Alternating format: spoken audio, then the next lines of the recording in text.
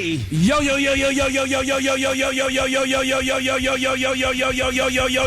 Jess Hilarious. Good morning. Charlamagne the God. Peace to the planet. It's Friday. Good morning. How y'all feel out there? I feel blessed, black, and highly favored. Happy to be here. Another day to serve our beautiful listeners. What's happening? What's up, Jess? How you feeling, Jess? I feel good. I'm so happy that it's Friday. I get to go see Sinners today. Yeah, I'm going to see Sinners this weekend. Yes. About time. I know. I'm excited. So I'm going to have a whole mouthful to talk about on Monday because I keep hearing it's good. My mother called me yesterday. I'm like, Ma, how you go see Sinners but for me? She was like, and she started telling me. I'm like, don't. She's like, I don't be in the vampire. I'm like, Ma, don't say nothing. Miss Robin probably went there to pray because she heard the movie called Sinners. So she was like, you know what? I know what y'all need. That's why I said your deacon ass went up there. You went to go see a movie called Sinners? She said she did, man. She said it was good. So I got to go see it. I'm going to go see it tonight, man. Yeah, I'm going to go see it. Make sure you go too. see it in IMAX, though. I know you told me. Yeah, it was shot with IMAX cameras. So the Ryan Coogler wants you to see it in IMAX. I never saw an IMAX movie, so I don't know what the difference is, but it is an amazing experience to watch it in IMAX. Wow. Yeah, I'm going to see Sinners, and I got to go see the Minecraft movie. Oh, that's fantastic. I got to see that, too. That's what's up. Yeah, I saw that a few weeks ago with the kids. That was great, too. There was like a TikTok, something trending on TikTok where the kids would just F up the theater. Yeah. They would throw popcorn, and that was like a big thing. So they were trying to ban some of the theaters from having it. But I'm going to go see the Minecraft and Sinners this week. Yeah, Minecraft was great. Also, man, tomorrow is the 3rd annual Black Effect Podcast Festival in Atlanta, Georgia.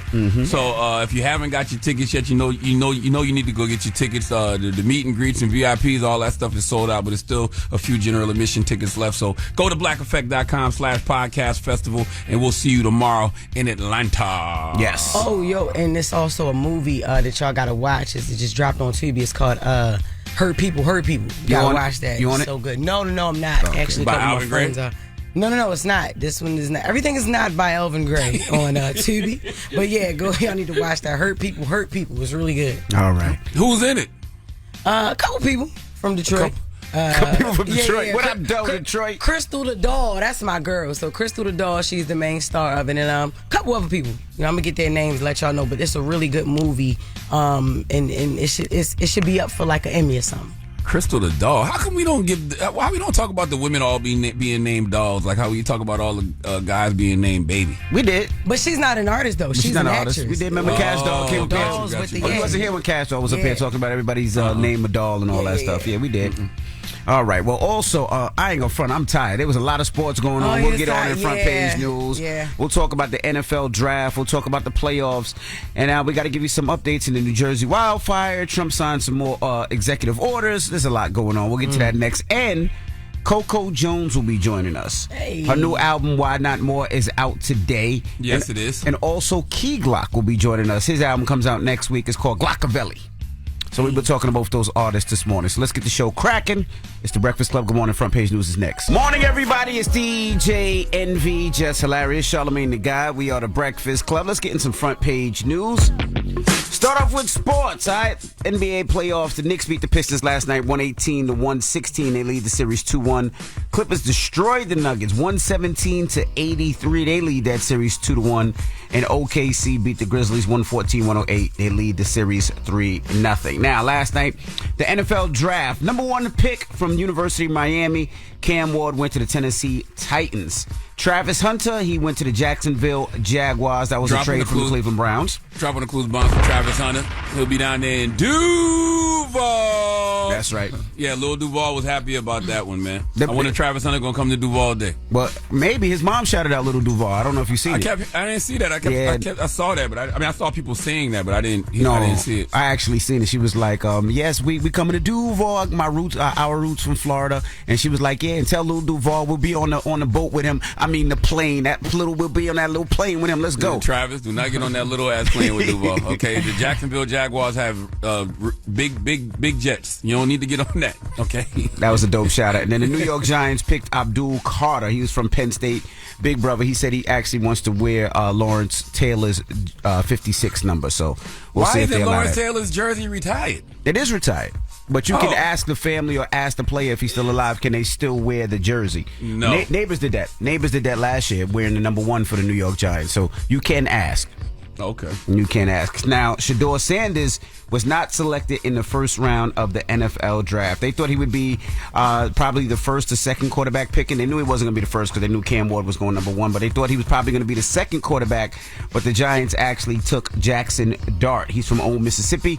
I'm not sure why. I think Shedeur has a stronger arm than that young man. I think Shedeur is quicker than that young man, but people have been saying that Shedeur not showing up for the combine. They've been saying his attitude was a problem. I don't know why, but I think Shedeur should have went the second quarterback taken, in my opinion. The attitude thing is just saying, to me, they're just scared of that man's confidence. They're scared of that man's high self-esteem, okay? But that was instilled in him from his mother and father from day one. So, yes, he's going to walk into the room with his head held high, and he knows who he is. If that scares you, then you're probably not the right fit for him. That's right. So we'll see where he goes in the second round. What's up, Mimi? What's up, y'all? Let's get into this front page news. So, new details this morning in that massive New Jersey wildfire that's burned more than 15,000 acres. Now, police say they have arrested a suspect. Joseph Kling, a 19-year-old from Waretown, is now facing aggravated arson charges. Investigators say the wildfire, which began Tuesday morning in Ocean County, was sparked by a bonfire that Kling allegedly set using wooden pallets. He's also accused of leaving the area before the fire was fully out. Now, authorities say they use GPS tracking technology to trace the fire's origin, which led them to Kling and his arrest.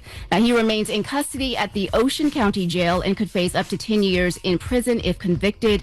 Crews are working to protect nearby homes and structures, but it continues to threaten at least 4 structures, and it is still only about 50% contained. The fire is expected to keep burning for several more days, although there is rain in the forecast, and it could help slow it down. Meanwhile, the smoke from the fire has triggered air quality alerts in New York City, Long Island, and the lower Hudson Valley. Yeah, it's very sad. I asked Bria yesterday because it's been a wet last couple of months. It hasn't been dry. So it was I was like, well, how would this fire start? But now it makes sense. So I hope that they get those fires contained this weekend. Now, what else we got? Absolutely. A federal judge appointed by President Trump has ordered the administration to bring back a Venezuelan man who was deported after being granted asylum, making him the second migrant a court order has ordered return in recent weeks. The man, identified only as Christian in court documents, was deported to El Salvador in March as part of that mass removal of over 250 individuals the Trump administration claimed were gang members. He was sent to the country's Seagot mega prison. His attorneys argue that his deportation was violated. It was a violation of a court settlement that protected him from removal. He came to the United States in 2022 as an unaccompanied minor. Now, this ruling by a federal judge could set up another legal battle between Trump and the courts over immigration enforcement. Christian's case, the judge ordered the Trump administration to make a good faith request to El Salvador for his release and not to deport any more migrants covered under the same settlement. The administration argues that Christian's deportation was legal under the Aliens Enemy Act, a wartime law from 1798. They say Christian was labeled an alien enemy, therefore making him ineligible for asylum. Damn. That Alien Enemies Act is getting people up out of here, boy. Yeah. It really is, just snatching people up. And so would you have a baby for $5,000? That's the idea the Trump administration is floating as the U.S. birth rate keeps falling. President Trump says he's open to the idea of giving moms a $5,000 baby bonus for every child they have. This would happen after the baby's born. It's part of a larger push from his team and outside groups to encourage more Americans to get married and have children. Trump himself is leaning into the message, calling for more babies and referring to himself as a fertilization president. But not everyone is sold on the view. Whoopi Goldberg had some strong words about the proposal. Let's hear what she had to say. But let me talk about some of the things that the administration has slashed, which is why I am so not only insulted by that amount of money, because $5,000, yes, it sounds like a lot of money, but if you can't pay your rent, if you can't pay for your after-school programs for your kids, everything this administration seems to be doing is telling people not to have children. Why not make sure that kids that we already have a shot at good schooling? If you want people to have children, you have to not scare them by cutting all these programs that they... She's absolutely right. Yeah. Can I put my tinfoil? I want to put my tinfoil Pooh Shiesty mask on for a second. You know, there was always these conversations about by 2040, white people wouldn't be the majority anymore, and like they've been really afraid of the browning of America. So when you talk about Roe v. Wade being overturned and all of these things like that, like there was always these conspiracies about they're doing that because they want to increase the amount of white people in this country. I think this is all part of that. You're incentivizing people to have babies, but who exactly are you incentivizing to have more babies? And I don't want to say 5,000 is not a lot of money, but 5,000 is not a lot of money when it comes to a lot of money. Baby. No, not when it's having a baby. Because if you think about it, daycare is $200-300 a week, right? You still got to talk about food. You still got to talk about education later on. You still got to talk about clothes. You still got to talk about maintaining and having that kid. Education later on, you got formula. You got all this stuff Pampers, that you need to diapers, buy. wipes. So that $5,000 will go so fast. So when it comes to raising a baby, you need more than $5,000. No, and that $5,000 is taxed at that, so it's not even $5,000. And it's taxed. You're absolutely right. But don't you think for 1 second these people wouldn't take somebody baby gravy for $5,000? Oh, you damn right. These hoes about to go crazy. These hoes go crazy for free. What are we talking about? There's people out there with no money right now. They like, that's a come up. They're like, well, I got to go have this baby. And if that's because nobody said you got to keep it. Yo, shut up. Yo, shut up. They just want you to have it. I'm serious. Nobody said you got to keep it. Oh, my God. That's a good point. Because you can have a baby and just after. give it up for... That's what I'm saying. Wow. They about to go crazy you this have summer. 20 kids and just give them up? Yeah, you talking about, you right? You talking about raising it. They said, no, we giving you $5,000 to have it. You right? Well, we're going to have to open up some orphanages together, y'all. Cause, Y'all don't... What y'all think that impossible meat is? Impossible meat. Not real meat. What you talking about? Plants. Plant meat. All right. Chill. Well, Trump owes me $30,000. I need my $30,000. Trump. I got 6 kids. I started early. Get it off your chest. Thank you, Mimi. We'll see you next hour. Yep. Get it off your chest. 800-585-1051. If you need to vent, hit us up right now. It's The Breakfast Club. Good morning. The Breakfast Club.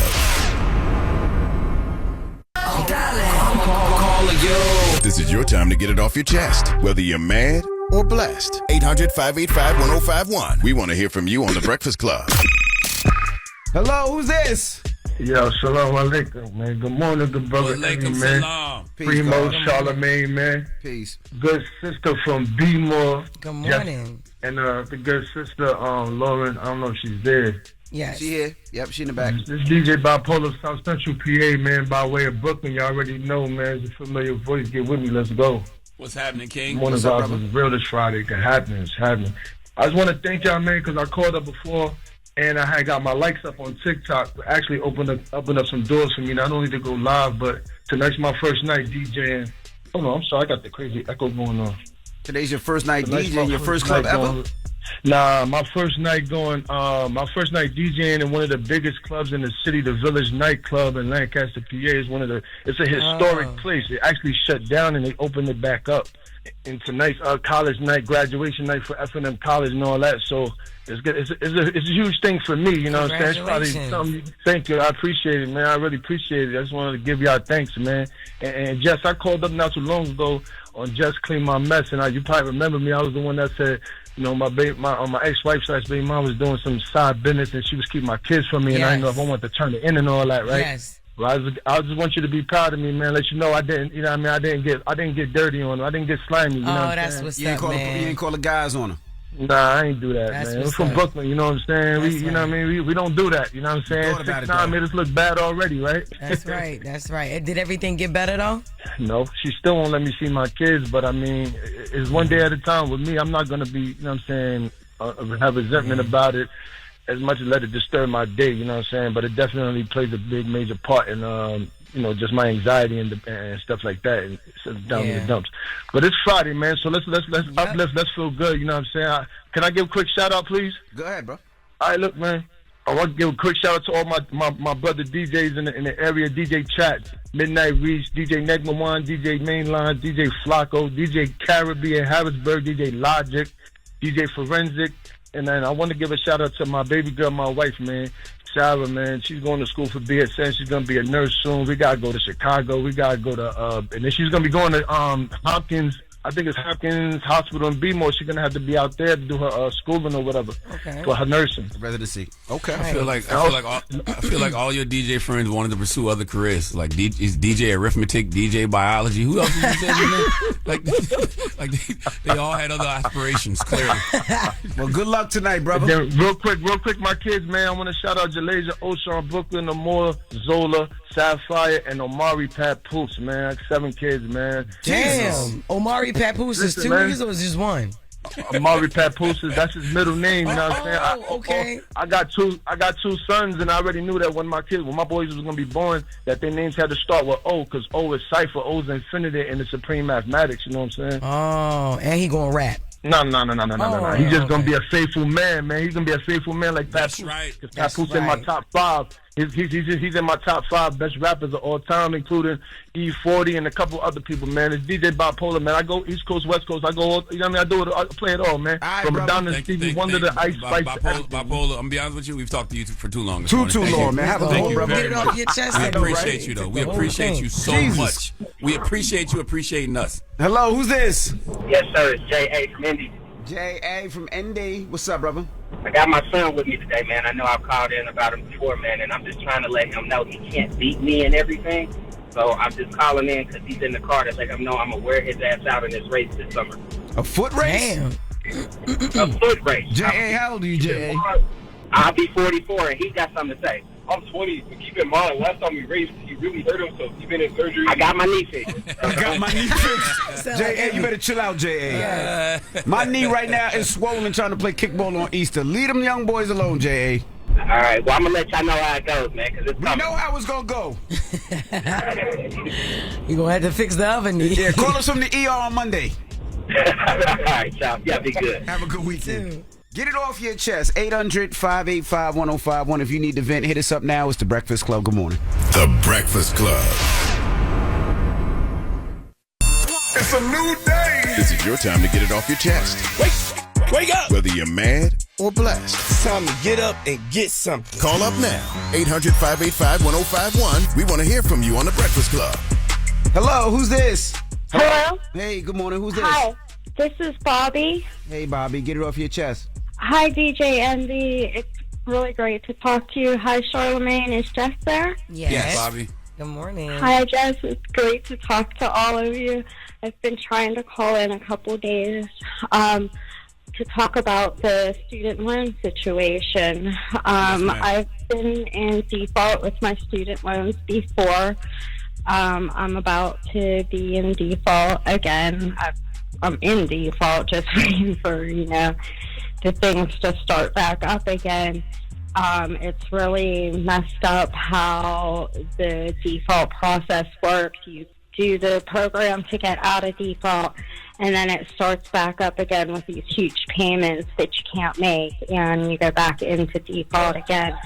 But what I really wanted to say was, DJ Envy, you pointed out that if you're married and you file your income tax return, your spouse's anything they're getting back gets taken too. Mm-hmm. But actually, when I got married, there is a form that you can fill out called an injured spouse form. And that stops them. It separates the income. It allows you to still file married filing jointly, but then it separates the income and figures out what they would be getting back as their part of the income, so that they still get back their refund, and just your part of the refund is taken for your student loans. So I just wanted to call in and say that. I mean, this was 10 years ago, back in 2014, that I filled out that form. So unless things have changed since then, but back then there was an injured spouse form that you could fill out, and I just wanted to make sure that people need to look into that. Thank you. I didn't even have the option to fill out that form. I just was doing my taxes, and I thought my money was coming in. All of a sudden, it just didn't. But I wish I'd have known about that form. But I've been out of college just a little bit longer than I'm probably you. But Okay, thank you for that information, Mama. Well, probably less, actually. I've been out of college since 2000. Okay. Envy was 40 years old in 2000. No, I was not. But thank you for that Anyhow, information. I also wanted to say I'm from Pittsburgh, and I'm really excited to see Jess Hilarious is coming there in June. Oh, my God, girl. Hey. I'm trying to get a group of friends to get a VIP booth so I can come see you. That is what's Money's up. real tight right now, but I'm trying to get it. I want to come see you so bad. Oh, I want to come meet you. You will totally be able to. What show is it again, you said? In Pittsburgh. Oh, at Pittsburgh. The Improv. Okay, all right, look, I'll give you some tickets. I'll give you like 3 tickets. If you give me a name and we put it on hold. Yeah, we put you on hold, all right? Give me a name. I got you. Hold on, okay? You better hurry up because I'm looking at it right now. It says limited seats available. You'll be there June 13th, June 14th, and June 15th at the Pittsburgh Improv. Yes. Yes, but Jess says she got her. So even if it's limited seats, even if the girl got to sit on the stage, Jess says she got her. Nah, you threw her on your All right, stage. maybe not the stage. Envy. All right, maybe not the stage. All right, maybe not the stage. All right. Hello, who's this? This is Chandler from Columbus. How y'all doing this morning? Good morning. What's up, Chandler? What up? Well, one, for starters, it's my birthday. You know, turn up time. Happy birthday, brother. Born day. Appreciate it. Second off, y'all better put respect on that Ole Miss quarterback, Jackson Dart. That boy is good, and he did good against Georgia and Bama, but it's a blessing in disguise because he got to sit behind Jameson Winston and Russell Wilson. So Sador might get picked up by Cleveland, and he should be able to start in Cleveland. So it's a blessing in disguise, too. Yeah, I see Jackson. Though. I mean, he's been a great quarterback for Ole Miss. I know he beat Eli's record with passing. I just like Shador. I like the fact that he's a Russian quarterback. But like you said, he wouldn't have started. He would have been behind Russ.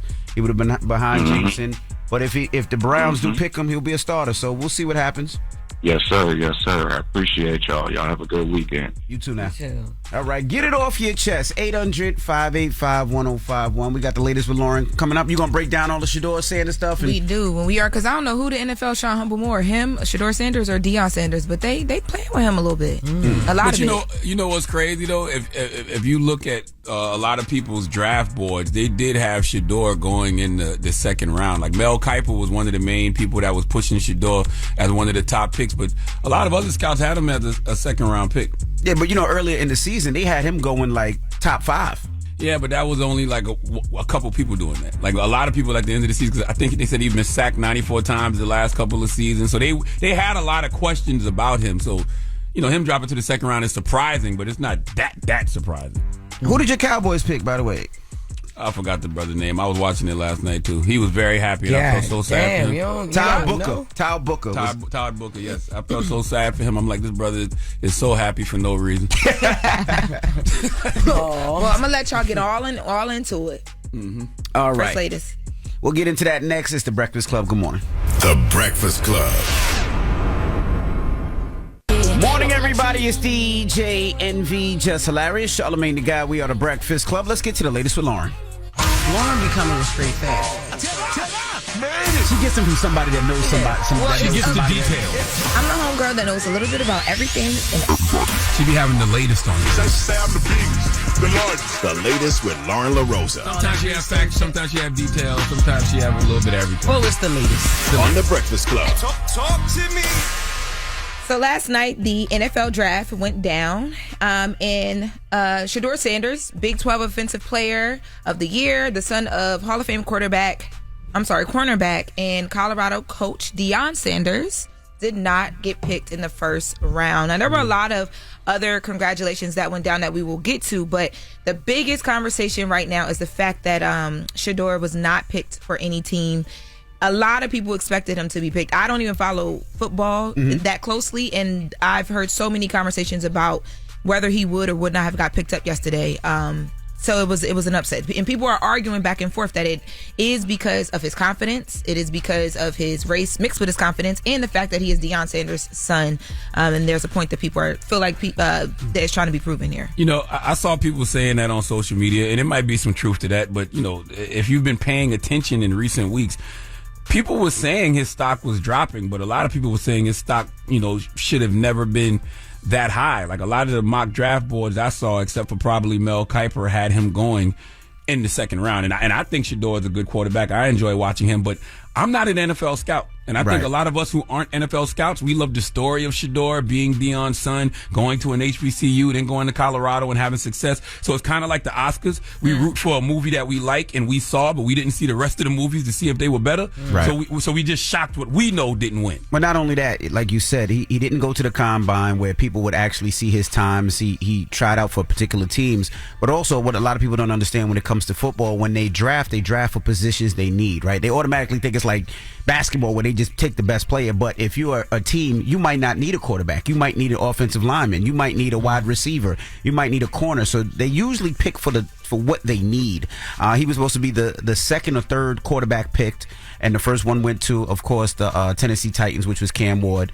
The next one went to the Giants, which was Jackson Hart, and he would be the third one, they're saying, in the second round. But, they were having that conversation a long time ago. I'm telling you, in recent weeks, if you were listening to like a lot of the things that were coming out from NFL scouts, they were questioning whether he had the physical capability, whether he was athletic enough. They was questioning his arm. They questioned his arm, his athleticism. Could he beat tight coverages in the NFL? Was he athletic enough to escape pro pass rushes because he got sacked 94 times over the last couple of years? So that there were questions. Absolutely.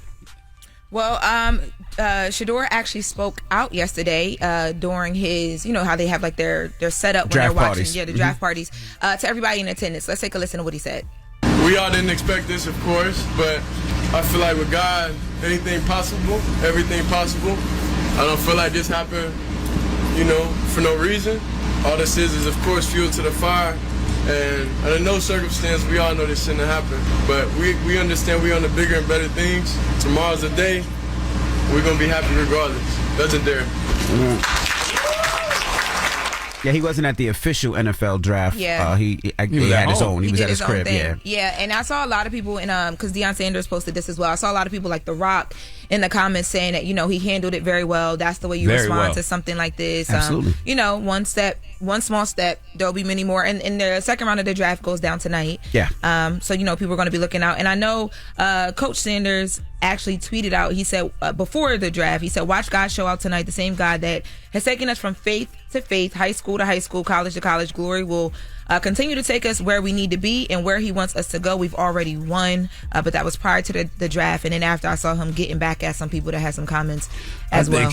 I think Shedeur going to be fine because of his confidence, because of his faith, and because he's tough. And, there's a lot of people who saw him have success at Jackson State who probably thought he couldn't, be good at Colorado. And he was good at Colorado. I think he's going to be fine. Yeah, I think he'll be fine. The celebrity of him, because I know in boxing, I know different sport, but I feel like his celebrity and like his persona, doesn't that lean into something too? Like, wouldn't it be like a team would want to bring that? Yeah, on he would first definitely round? put asses in the seats. He'll definitely sell a lot of jerseys, but we'll see what happens in the second round. Yeah, second round in football is still great. Like people look, oh no, it's they pick 32 kids, 32 people, I should say.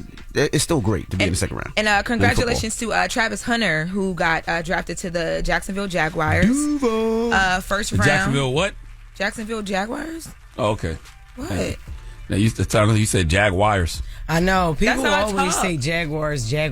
How you say it? Jaguar. Jaguars. Oh my God, Jaguars. Jesus Christ. I don't know how else to say it, y'all. What animal is that? J-A-G-W. You don't say Jaguar. Jaguar. You don't say Jaguar? What is a Jaguar? I'm glad he wrapping me up because I don't know how else to say it. I've been saying it like this for 33 years. So you saying it like that's Quagmire's brother. Quagmire's Jaguar. Jaguar. No, like the car. No. When you see the car. I say Jaguar. That's You know how to spell it? Jesus Christ. Jaguar. Yes. Y'all, his dad was in attendance. He was able to watch him be drafted. That's right. That was like a whole thing because his dad had not been able to see a bunch of things because he was locked up. He was incarcerated. Yeah, that was a big thing for him. In the Jaguars. you gotta stop. Yes. I don't know what else y'all want me to do. Pronounce the word correctly. That's all we want you to do. Jaguar. Whatever. All right. Well, that was the latest with Loren. Now, when we come back, we got front page news, and then Coco Jones will be joining us. Her new album, Why Not More, is out today. Hey. So don't go anywhere. It's the Breakfast Club. Good morning. You're checking out the Breakfast Club.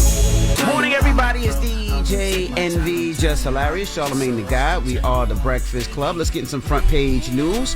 Now, NBA playoffs The Clippers beat the Nuggets last night, 117-83. They lead the series 2-1. The Knicks beat the Pistons, 118-116. We lead the series 2-1.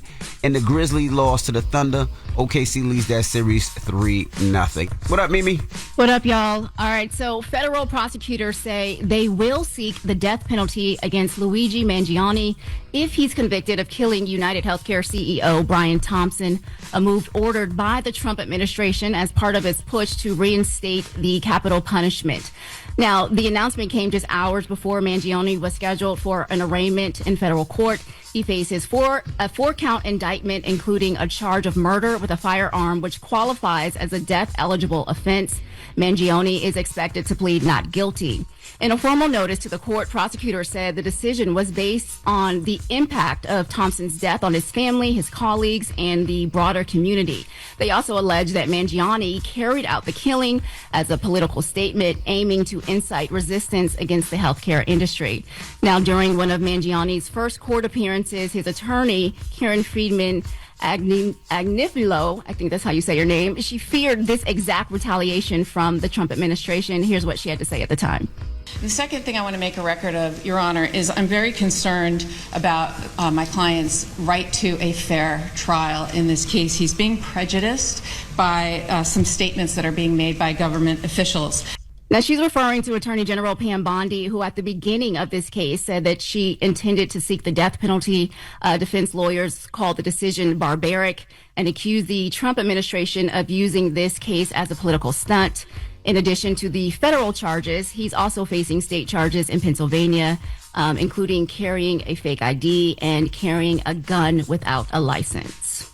And in other front page news, the Trump administration has started selling new Trump 2028 hats. I've seen it. That's wild. Shirts on his website, sparking renewed speculation about whether the Trump is actively eyeing a third run for the White House, even though the Constitution prohibits it. The red Trump 2028 hats, they go for $50, while matching T-shirts with the slogan, "Rewrite the Rules," are listed at $36. The merch drop has already been raising eyebrows and fueling debate. In a comment to NBC News, Press Secretary Caroline Leavitt, she shrugged off the concerns, though, calling it a cool hat and predicting that it would be really popular. Now, to be clear, the 22nd Amendment of the U.S. Constitution clearly states that no one can be elected more than twice. Trump was elected in 2016 and again in 2014, which would make him ineligible for a 2028 run under the current law. Anybody who supports that, you're not a patriot. Anybody who supports that is like so un-American. Like, you're just wiping your ass with the Constitution. And the fact that people are having that conversation like it's normal. Like, I know smart people who are saying things like, well, if he runs in 2028, then Barack Obama can run in 2028. You're idiots. Because if Donald Trump runs in 2028, the fight is absolutely fixed. Whatever election that will happen will be all for show, just like they do in Russia. Absolutely. So, okay, quick, switching gears a little bit, Jess, quick question. When do you start to panic about your phone battery? Like, what percentage makes you start looking for a charger? Honestly, none, because I hate being on the phone. But really? If I'm in the house, I ain't gonna lie. If I'm in the house, I don't be having my phone on me like that. And I know that's probably hard to believe. But if I'm outside, like 30, I don't really like to let it get too low, when I'm out. To me, it's that 10%. When it hits that 10%, oh, man. Why are you letting your phone, with 6 children out here, I know. You letting your phone get down to 10%? I know. What about you, Charlamagne? What's your number? When it get in the red, when I get that notification that says, low power mode. That's 20%. That's 19%, yep. Yeah, so it'll be red, but then you hit it, then it get yellow a little bit. That's when I'll be like, oh, shucks. Yeah. Well, according to a new survey, 38% of Americans, 38 is the official number for most Americans, and that's when most people start to feel the stress of their phone dying. The younger you are, the more battery stress you have. So Gen Z, they start to worry at about 44%, millennials at about 43%, Gen X and boomers, they start to panic between 34 and 38%.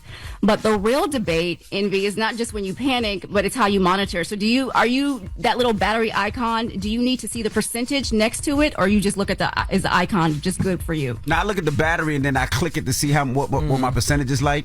And the reason I really worry is because everything's on phone. I don't have a key in my car. It's from my phone. Yep. To get in the crib is the phone. The lights, the phone, the AC. Everything is the phone. So once that dies, it's done. That's why it dies so quick, though, because you got all them apps. Yep. Yeah. Yep, you got to close those apps.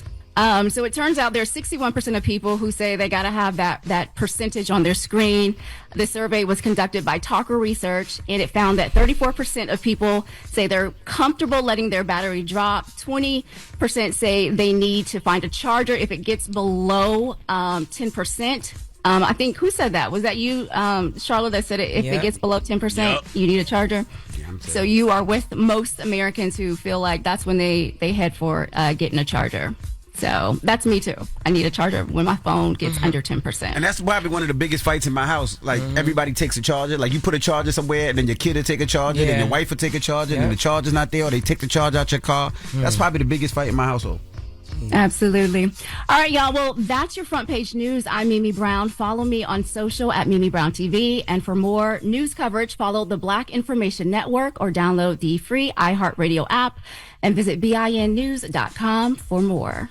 Thank you, Mimi. Thank you. Thank y'all. Now, Charlamagne, what you doing for the donkey? You doing something different today? Well, listen, today is Friday, and one thing I love that the Breakfast Club does when I'm not here is have people call in, and people give folks the credit they deserve for being stupid. People give folks the donkey of the day. So if you out there listening to me right now and you want to give somebody the biggest hee-haw, I don't care who it is, because donkey of the day does not discriminate. Call us right now, 1-800-585-1051, and we're going to let the people give out donkey of the day today. Hey. Okay, so we'll open up the phone lines right now. You can start calling up 800-585-1051. Whoever you want to give donkey of the day to, Charlamagne is saying you can do whatever you need to, so call us up right now. And when we come back, R&B singer and actress Coco Jones will be joining us. It's The Breakfast Club. Good morning. The Breakfast Club. Morning, everybody. It's DJ NV, Jess Hilarious, Charlamagne the Guy. We are The Breakfast Club. Loren LaRosa is here. And we got a special guest in the building. Yes, indeed. Coco Jones, welcome. Hi, y'all. How you feeling? I'm good. Coco got a new album. It's your debut album. My first album ever, yeah. Why not more? I'm going to tell you right now, Def Jam don't care about you. Oh, and I'm going to tell you Christ. why. I'm going to tell you why. They sent your album this morning. And I said, no, we should cancel the interview because it's not fair to you as an artist, and it's not fair to us as hosts. And because you're sitting here now, and then people will be in your face talking to you about everything except for your music, and people will wonder why. Why are they always just focused on the mess? Why are they talking about everything but our music? It's because your label didn't send it until this morning. We're doing a show. Who got time to listen to the album? I hear you. So yes, that's the reason why. That was the holdup. So I don't know what the label told you. But that was the reason I was like, you know what? Let's cancel the interview. Dang, so you still want to do it? Yeah, we're doing it now, but I just like that. Loren did a crash listen to the album. Baby, that's why I was rushing for these papers, okay? Because I am a fan. I do feel like you deserve your moment, but it went down how he said it went down. Yes. So we're here. I didn't get a chance to listen to it. And he was like, I ain't listen to it. I'm not going to do it like that. And he didn't say cancel. He said reschedule. He didn't reschedule. Just say cancel you. He was like, we should reschedule it because that's not fair to either party. It's not. You don't think? I don't think it's fair to you at all. I mean, I hear what you're saying. I definitely feel like I would want y'all to hear it if y'all would want to ask me questions about it. I also know, though, like, I only got the right now. I'm going on tour right after I drop this album. So I do want to still talk about it, and I can share what I know. True. And y'all can listen to it when you get to listen to it. Okay. I love my label. They do have my back. Let me say, I feel I got to speak for my team. They need to do better I'm not going to let you just say that. They didn't send the album till this morning. Okay, and this is a radio station. I gotta say, you're an artist. I love my label. They be doing right by me. So but she only doing what I would do if somebody talk about one of y'all. I'd be like, what? Like, she don't do that. That's a goddamn lie.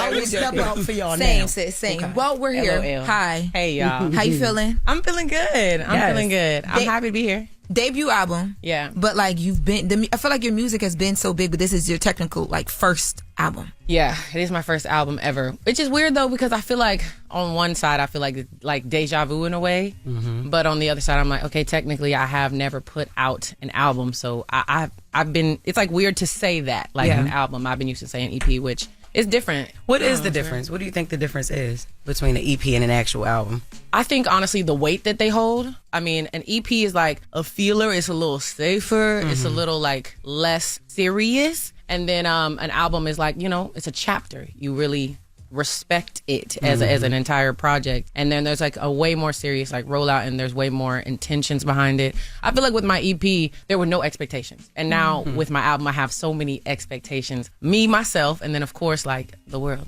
And that's why the label should send it to people, especially radio stations, before they do interviews. Lauren, you say what you said before Coco walked in. You better keep that same energy. No, I have first of all, I said it all in love, so it's going to be said. Yes. But I'm making sure Jess has the album research that we had, because I do want to talk about it, because what I feel like happens with you is you have these big moments like I See You, and when those things drop, it's everything Coco Jones, and we as fans feel like you are such a prize to R&B and what you do. You deserve that consistently. But then when things like today happen, like if I didn't push, we wouldn't be doing this, and you deserve that moment. It's unfair to you, and I think that that's sometimes why as a fan we feel like your music like suffers. Like we have to like search for more than just like the clicky stuff. And you know, like even in listening to the music, I was happy we got to listen to it, even though I only got the 5 songs, because I could even feel in your music this is different, because to me it's like you're more into yourself. There's a lot more like sexual conversation of you're a woman, you're here, and I know that that's what you want people to see you as, because you've worked so hard. I don't think sometimes that the way that things appear to us as fans that they're set up, you get that, and I don't think it's fair to you. That's what I said before you came in here. I could definitely understand that perspective. I feel like also though, like there's just so much out every freaking day, you know? So in general, it's like, who has the real formula to put everyone's eyes on that one thing all the time? If so, then everyone would copy that, and then that would be a wash. You know what I'm saying? So I'm like, there really is no formula. I can understand that, but I'm like, I don't even know what to tell people to do. The people that I'm seeing, they're doing what they're supposed to do, because I'm looking at you right there. I'm seeing you doing the things, you know, and I'm doing everything that I'm told to do. So it's like, there's no real formula for that. It's how you know? you look at it, and I love the way that you look at it, because like it's a lot that you have to offer. You're an actress, you're an artist, and speaking of how we look at things, taste, the visual. What made you step out and be like that? I've never seen you like that. Now you're always sexy, always, you know what I mean? But you've never ever popped out like that. The visual for Taste. Yeah. What made you say, I'm gonna just give him a lot more sexy than I've ever She was given him giving? before? Yeah, she was very much giving. I'm trying to baby. tell you, the time is now. I Like, never and that's even what knew I'm that. saying. Never even knew that she could dance like that. Honestly, Thank Pink, you. what was it? Clock it. Clock it. There you go. Clock it, boy. Oh my God. Clock it. If you're using the wrong finger, you like clock it. Like, so I'm crying.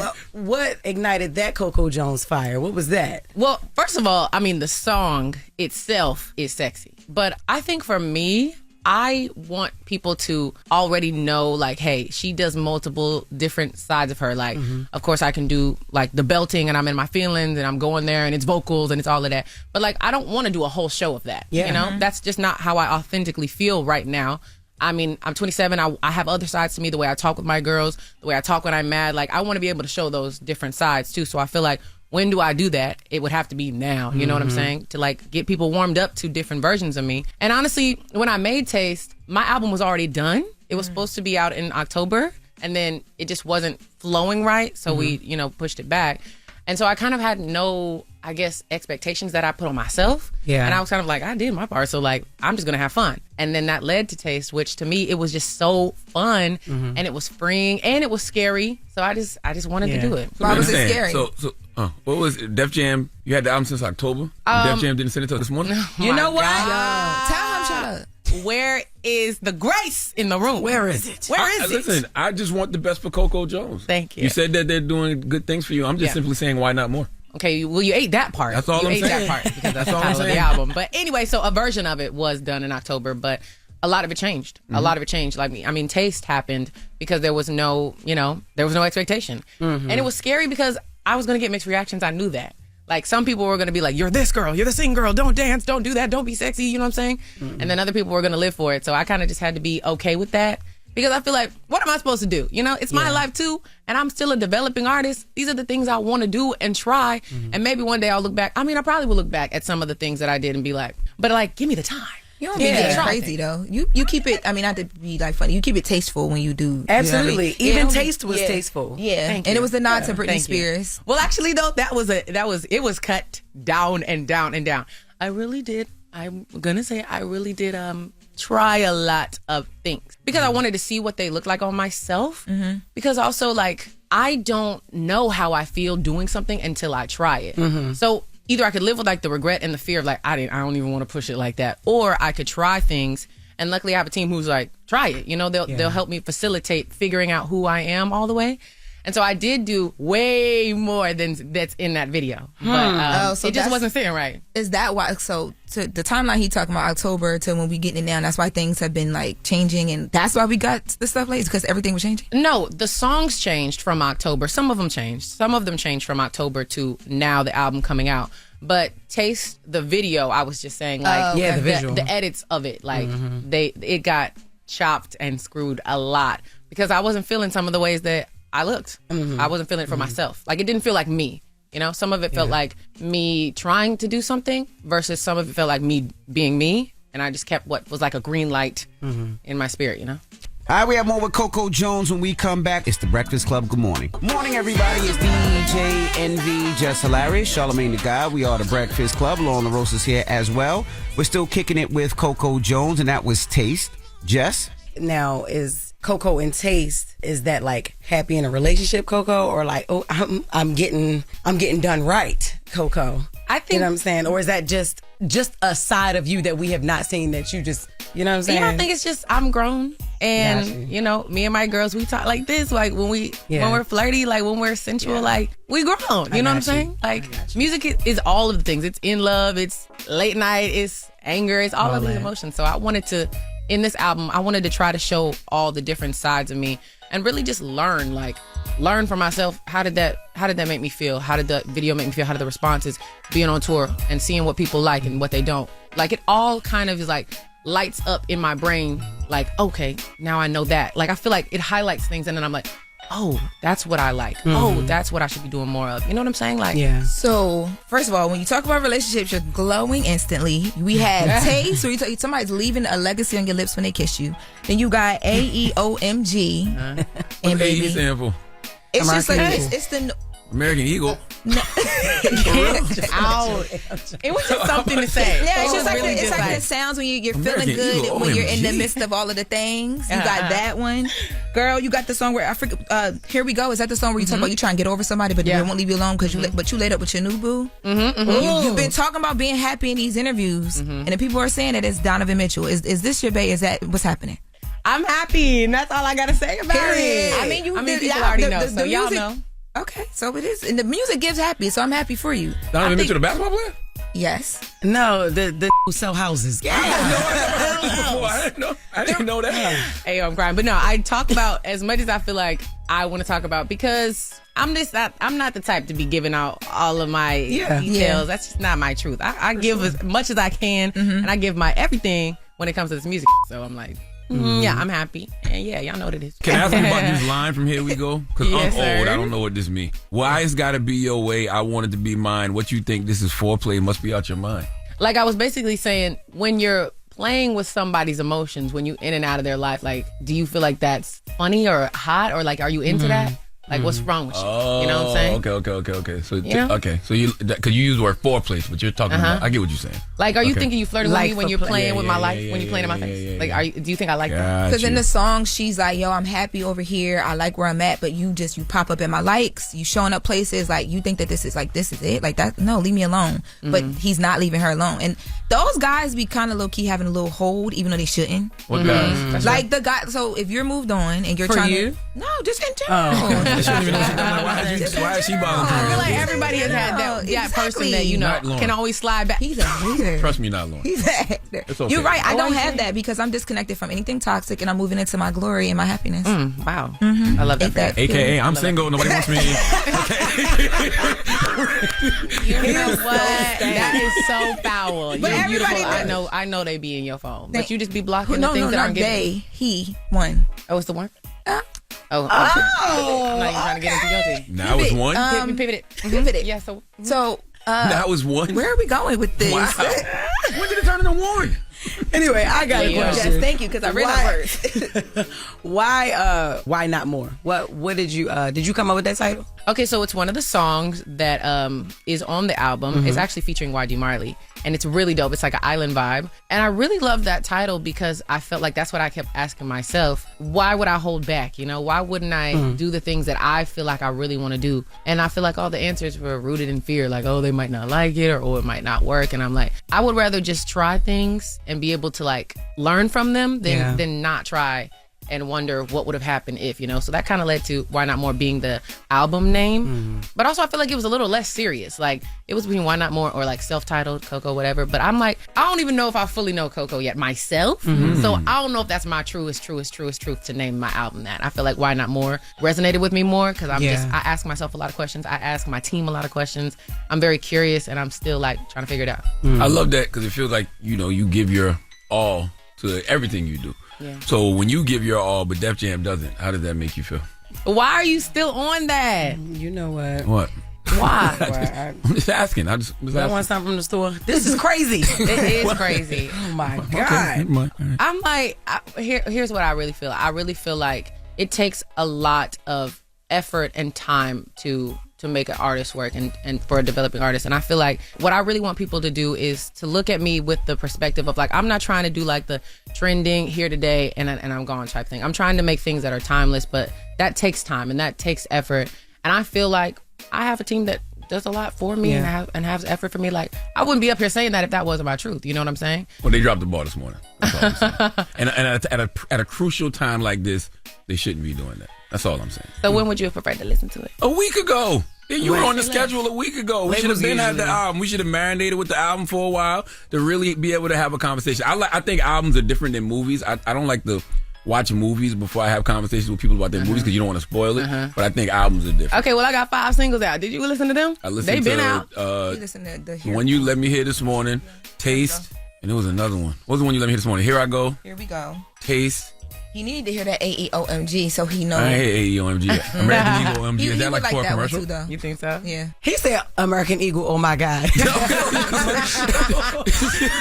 Hey, I can't with that. What does that mean for real though? What's the acronym? AEOMG. So basically, it's just like a freaky song. And it's like legs on the ceiling got me like AEOMG. Like, it's just something to say. It's just fun. I know what the OMG is, but what is the AE? It's just like, it was like, you know how when you say your vowels, A-E-I-O-U? It was like that. AEOMG. Yeah. It's like, it's just, yeah. Damn. Yeah. We were just having fun. I ain't doing it right. I ain't never been nobody screaming no vowels. Look at that Why did you pull a fan out? I can't do that. I can't with that. But no, I'm really excited. And you can listen to the album, and then I'm curious to hear your thoughts next time I see you. Absolutely. I love how you defend your team. I love how you speak up for your team. And I love the fact that your mom has been like by your side through all this. Is she your manager? No, my mom's not my manager. She was for the time when there was nobody, you know. But no, I feel like now my mom is more like my wise counsel. You know, love that. Yeah. No, she was definitely when the she. Make sure to tell her. Make sure to tell Def Jam. Make sure to tell your mom about Def Jam. She's gonna watch this. She's gonna watch it. She's probably gonna be in your DM. Definitely. She's gonna say thank you. Okay. What were your earliest memories of wanting to be who you are now? Was that your dream, or did somebody instill that dream in you? It was definitely me. Like, even when I look at little kid videos of me, like, I would be, like, not even fully forming sentences, but I would be singing, though. Mm-hmm. And they'd be like, sing. And I'd be like, yes, like, I would love to sing. So it was always me. I didn't think that, like, it could be a tangible job, though. Like, I knew sports was a real job because my dad played in the NFL. So I was like, okay, this is a real job. This can actually be something you do. Mm-hmm. But I didn't know music could be something you really do. I saw it on TV, and I thought, you know, those people are doing that. But it wasn't until, like, my mom introduced me to the opportunities that I was like, you can try to do this yourself. Like, it's something I could do. And then I was hooked. There was no stopping me. But then you also had options because you got into acting as well. Yeah. So which bug do you think, you know, I guess infected you the most? Music. Definitely music. Yeah. Okay. I respect acting because it's definitely outside of my comfort zone and it's stories that are like outside of me. And you do it well. Thank you. But I think music is like, it's just like home to me. It just feels safe. So that was your first love other than acting? Yeah, absolutely. Are you looking forward to more film though? Oh yes. I literally went to South Africa this year to do a film and I really think it's going to be dope. Ideally, I would love to be able to do both every year. I think that's really cool when artists can do that. So I want to try to keep that up. All right, we have more with Coco Jones when we come back. It's the Breakfast Club. Good morning. Morning, everybody. It's DJ NV, Jess Hilarious, Charlamagne the Guy. We are the Breakfast Club. Loren Roques is here as well. We're still kicking it with R&B singer and actress Coco Jones. Her new album, Why Not More, is out now. Jess? Did you see that viral video of you? And the reason why I asked did you see it, because a lot of people don't be saying stuff of themselves. Like, just because it hits blogs don't mean you see it. But this is why I was so shocked when I saw a taste, because it was a video a couple weeks ago that I saw that went viral, and it was you rehearsing, but she was looking like, I ain't doing all that. So, because they was like gyrating on each other, I guess your choreographer or whoever was displaying what they wanted you to do, and you were looking at it like, your face was like, I'm not doing I it. was so scared. It was okay. So he was throwing her up in the air. Yes, and I'm tall, but I don't like heights that I can't. That ain't my choice, you know.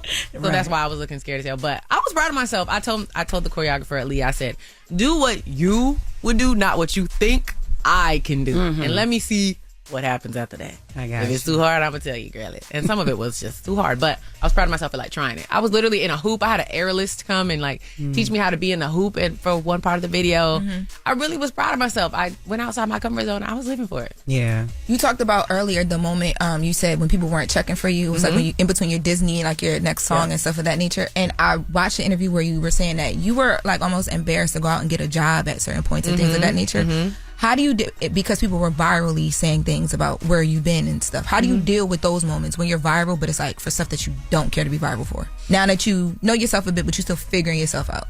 I'm like, the internet isn't real. I'm like, what is this place? It's not even like for real. What's real is the people that I tangibly talk to who know me, you know? So I'm like, this is so not real. So if something is going viral, I mean, I might get a little stomach drop like, yee. Because I'm like used to people talking about my music only, and so anything else it's like it's still new to me that people care about what I got going on personally. I'm like, y'all care about that? Okay. How can we talk about your music? That's not your fault though. Let's talk about Def Jam. Continue.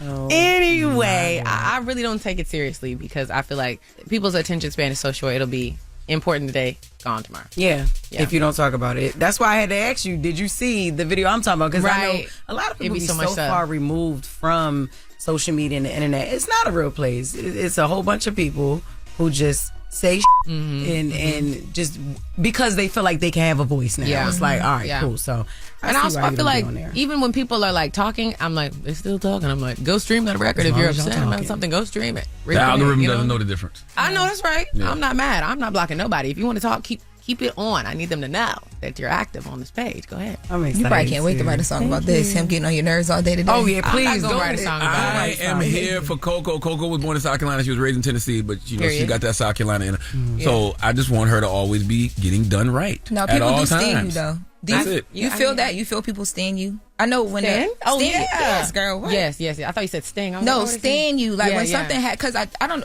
think it's the Disney stuff, because sometimes they do that with certain child actors and child stars, but I think it's just because we feel that you really care about your work. Yeah. So when anything else happens, like when the SZA, the Shannon Sharp question about SZA's BBL, and then SZA commented, the world was it was a stand thing. It was like, this was not for Coco, and then SZA came out and said, "Now, why would that be a Coco Jones question?" I love SZA. I was like, I was really caught off guard by that, but no, I do feel the energy, and people tell me all the time, like when I see them, they're like, "We're so proud of you, like we're rooting for you." I'm like, "Thank you." I'm like, "Thank you." I don't really know how to feel because. For such a long time, I was like, you in your brain are like, ain't nobody cares. Nobody cares. Really? And then to see, trust me, it was giving desert island. It's because you had highs and lows. That's what I was talking about earlier. Because when the low hit, you were out the way. You weren't doing much anything, and then you had to come on the internet. Damn, Lord. No, it was. That's real. She's talked about this publicly. That's what. I literally have said. Yeah, she had to go online and talk about it. I did a whole video about this. Yes, girl. Okay. People who know. No, because she do that to people. I ain't gonna tell you what she said to Jonathan Majors. That was crazy. It was not shade. That was no. It's because I'm locked into your journey, and I appreciated your journey because you talked about this is what's really happening right now. Even though I don't want to tell y'all, and that's why I think we like lock in with you because we can identify the ups and the downs, and they're real. Yeah, and you got to fight to come back, and when you come back, it's always good music.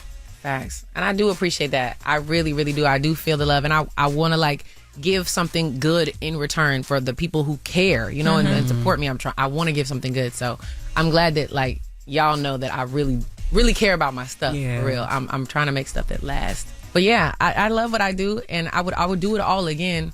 even though it was so uncomfortable at that point, for this payoff and for also to inspire the next girl, like, take it easy on yourself. Have some grace. Word. It don't mean it's you. Sometimes they just don't know, you know? What point did you get to that point where you was like, yo, bro, I'm doing everything I can do? I feel like that's always kind of where I was at. I couldn't stop doing like what I loved because it was still so important to me. But I think when I did that video about everything that happened, I was like, this might be the last thing I ever do. So I'm just keep it real. I'm gonna just keep it real. I don't know what's gonna come after this, but I feel like that was always my truth. Like I'm giving it everything I got, so I can live with that. And it's just life. In life, if you really believe in God, you got to respect the process. Real. Period. Real. Like I don't even believe in so-called good or bad. I just believe everything is part of one long process. Yeah. Whatever I'm going through, this is what God wants me to go through. I completely agree with that. And I think there's a certain amount of faith, too, that, like, if you know it's on the way, how would you move? That's right. And so sometimes I would post that cover, delete the app because I knew the engagement was so low. But if it was on the way, how would I move? I would still do this. I would still put my voice out there. I would still write songs. I would still do videos. I would still do it. You know, I would still go to auditions if I knew it was on the way. Me and my best friend would talk about this all the time because we were both going through it at the same time. We actually met on set, me and my best friend. We met on a Disney Channel show when we were like 14. So who's your best friend? Jalen. Her name is Jalen Barron. She's an amazing actress. Check her out, period. She's on a lot of shows and she does her big one. Oh, I know that's right, best friend. I would never do my best friend like that because she a clown. But, I know. Best friend that I met? No, that's Joey Sheila. That's the gay one. She get on my nerves. Yes, child.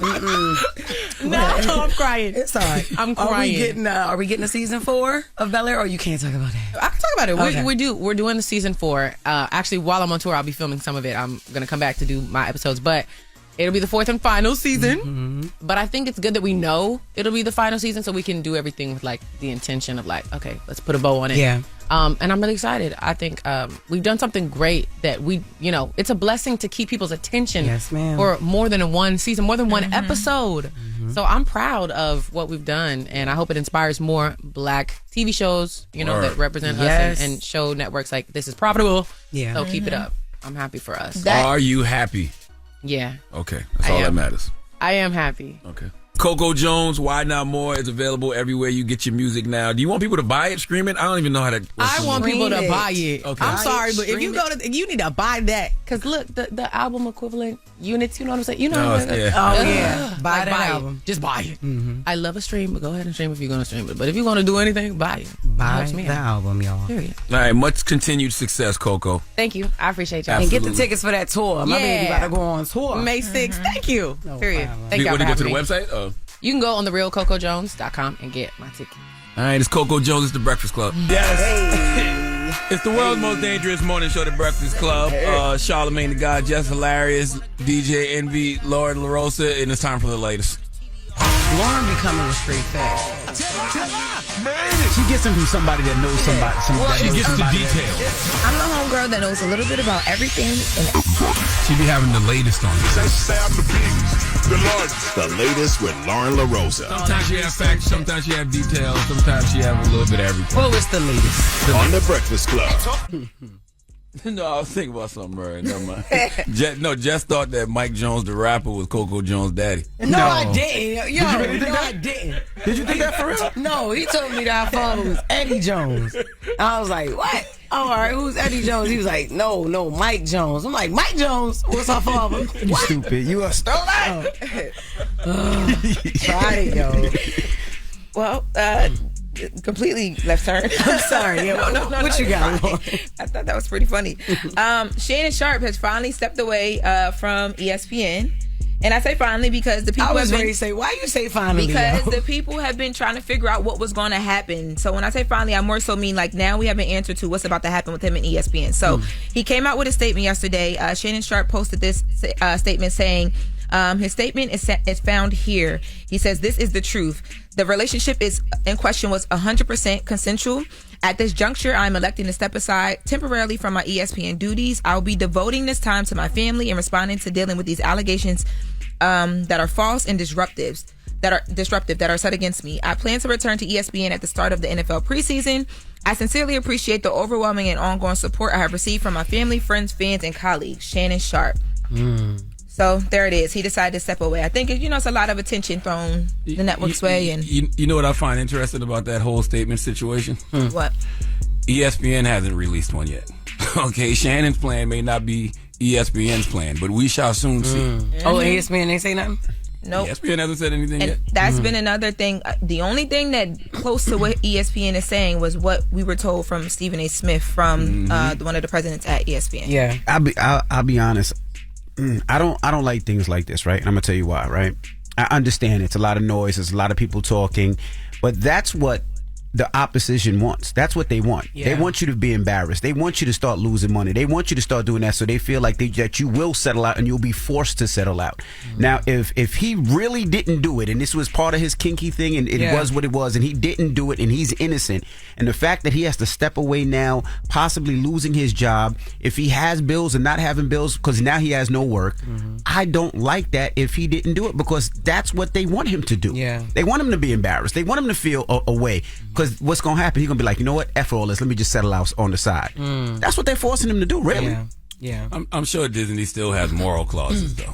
Like, regardless of, anything, I don't know if anything he did was criminal, but there's still moral clauses. But when you talk about moral clauses, right, I can do without, and I don't know what happened, we don't know, but from the outside, I can do what I want to do in my bedroom. Yes. Right? What I do in my bedroom is my business. But once somebody and I didn't put it out. I didn't film it and put it out. If somebody secretly taped me and put it out, I just think that's wrong. You can't do that. It's not black and white like that, though. But time out, I think you're missing something. There's an audio phone call of him saying that he was going to choke her. Now, whether or not that was role playing or not, it's perceived as a video. It's of a Shannon Sharp saying he's going to choke this 19-year-old girl, however old she is. Right. So that is enough to say, hey, you know what? You need to sit down for a while. But is it if it's a taped secret call and it is role playing? Let's just say, and I don't know. We don't know if it's role playing. But we don't know. He's saying it's role playing. She's saying it's not, right? But if it is and it's secretly taped, and this is my secret business. If I'm into what is it? BDSM? What is it called? But all that has to come out though, and be like, they have to know that for fact. They don't know right now. So why so they you don't fire know? The brother? So you really guilty and you got to prove yourself innocent. He's not fired as of now. As of now, he's just taking a step away. Yeah, and he stepped down. What I think happened. I'm just saying I don't like that. What I think happened, because what normally happens, and this is just me, this is not anything I've been told, but normally, they'll come to you and say, hey, we probably are going to lean towards you taking a step back. If you want to take the narrative and you just say you step back, go ahead, which allows him to, you know what I mean? It doesn't turn the conversation additionally negative, because it's already negative. It makes it feel you're guilty and then you got to prove yourself innocent instead opposed to innocent to proving yourself guilty. It's a lot of noise. I think you, I'm sorry, go ahead, Jen. And then he could have been reading a Pornhub headline. Shut up. Like I'm just saying, because I be watching those little categories all the time. And it's like, you in the BDSM? He couldn't, absolutely watching it. Oh, for sure. But it's like, I've seen that headline before. Black man chokes, young white girl. And, I've seen that. Well, whatever he was doing, he got to sit down until ESPN can find that same video. Maybe send him the link. And there's just a lot of things Shannon has against him right now, including the audio of him saying, he'll choke her out, including his lawyer saying they were going to settle for $10 million. So I totally understand him saying, you know what, I'm going to take a step back. Once again, he lucky ESPN ain't said nothing yet. Yeah.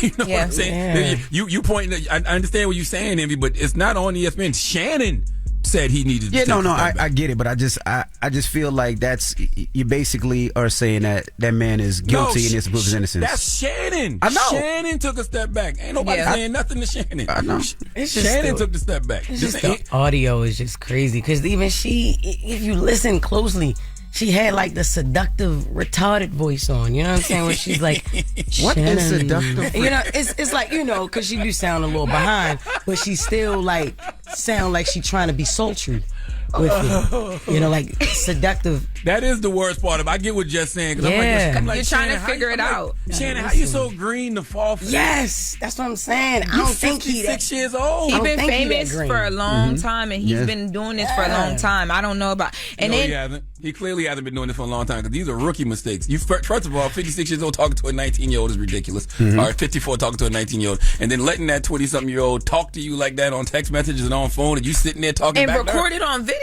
That's how you know it's been going on for a while. So he felt like he was in the trusted. I can trust you by now. You've been rocking with me for a while. Yeah, I'm saying. There was a story that came out yesterday from sources close to Shannon Sharpe that said that they, these sources are saying that they had engaged in those sexual acts over 100 times. The relationship started around like 2022 or 2023. So it's been a couple years. But wherever that trust was broken, baby, is it broke? Because right now he having an answer to some things, and ESPN or him taking a step back. It's a lot of noise right now. And by the way, this is the main thing, and I've been saying this all week. Discipline and stability.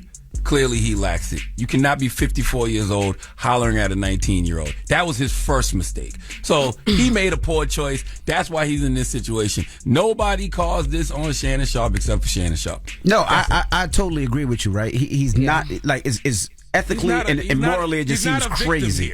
It seems crazy, but if he had consensual sex with this girl, it's legal, and he is a victim if he had consensual sex and they playing this to get some money. Yes, he is a victim if that's the case. I don't know what the case is because we hearing both sides. Yes. Well, he made a choice as a 54-year-old. But he could have had consensual sex with this woman. He could have had consensual sex. And if he had consensual sex and if they are lying, then he is a victim. I think you're missing my point. Consensual, even if it was consensual, it's still stupid. It is stupid. I'm not saying it's not stupid. It's morally and ethically wrong, yes. But if they're lying on him, but legally, he's a victim. It is stupid. It's dumb. It's the dumbest thing I've heard of a 54-year-old man talking to a 19-year-old. Exactly. But if he had consensual sex and they're lying, and that was role play. Destiny's not a matter of chance. Jess, don't you feel like you watching your parents argue? Yes. You just gotta sit here until it's done. Wait till I release the text message from Charlamagne. Listen, if Shannon was my homie, that's what I'd be telling him. You put yourself in this situation. We that's always. Stupid. It is stupid. Well, you right. Please don't release any text, Envy. For me and Charlamagne? Yes, we all love working together. That's crazy. Right. Well, really quick as we wrap up, I just want to send some prayers to Gilbert Arenas and Laura Govan. Their son, Elijah Arenas, was involved in a very serious car accident in L.A. And he is right now in a medically induced coma because of some smoke inhalation because the Cybertruck he was in caught on fire. And I received a statement from the family. They're just asking for prayers and some privacy right now. So just wanted to send some prayers their way. Absolutely. Definitely sending prayers up. And I want to say something too, man. Before I know Envy about to do his People's Choice mix, please make sure you're wearing deodorant, and please make sure you got the right deodorant on. The temperature is really changing in a lot of places. It's getting warm. Don't get caught out there smelling musty, because I got caught yesterday, and I haven't. You were smelling musty yesterday? Musty! I haven't smelled musty in years, and I was shocked. And I know I had deodorant on. So but you had black soap? What happened? Oh, you know, goddamn black soap. I used to use black soap, but I had a crew neck on, and when I took that crew neck off, I was like, "What is that?" I ain't hell no! And then you be walking around giving everybody little tight hugs and stops and talks to everybody. You just spreading that must all over the city. I don't know what happened, but I'm just telling you right now. Damn. Don't get caught out there. Make sure you wearing deodorant, and make sure you got the right deodorant on. The temperature is changing.